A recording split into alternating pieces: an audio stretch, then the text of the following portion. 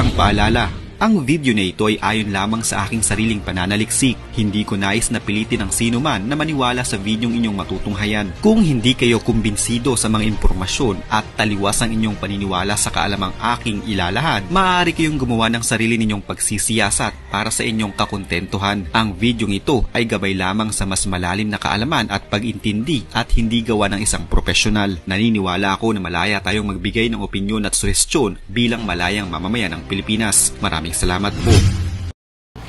Magandang umaga, magandang tanghali, o magandang hapon, o magandang gabi. Saan ka bang parte ng mundo? Sana po nasa mabuti kayong kalagayan. Ako po si Bong Lustre na bumabate ng Merry Christmas sa inyong lahat. At ako rin po yung nagsasabing pag walang knowledge, walang power. Ako rin po ang inyong pambansang Jologs ng Pilipinas. At ako rin po your kaibigang neighborhood. Una sa lahat, gusto ko lang po sanang batiin ng happy birthday si Philbert Angelino Ranolio Fajestorm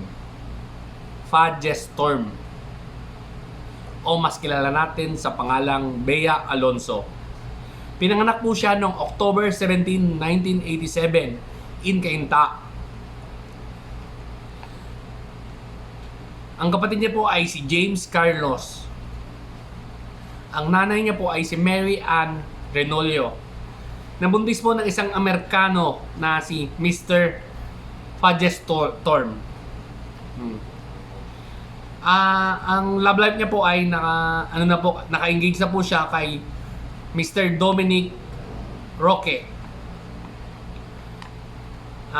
Miss Bea Alonso, kung mapanood mo naman po itong video na to, sana po na mapansin mo na may isang Bong Lustre na bumabati sa inyo ng happy birthday.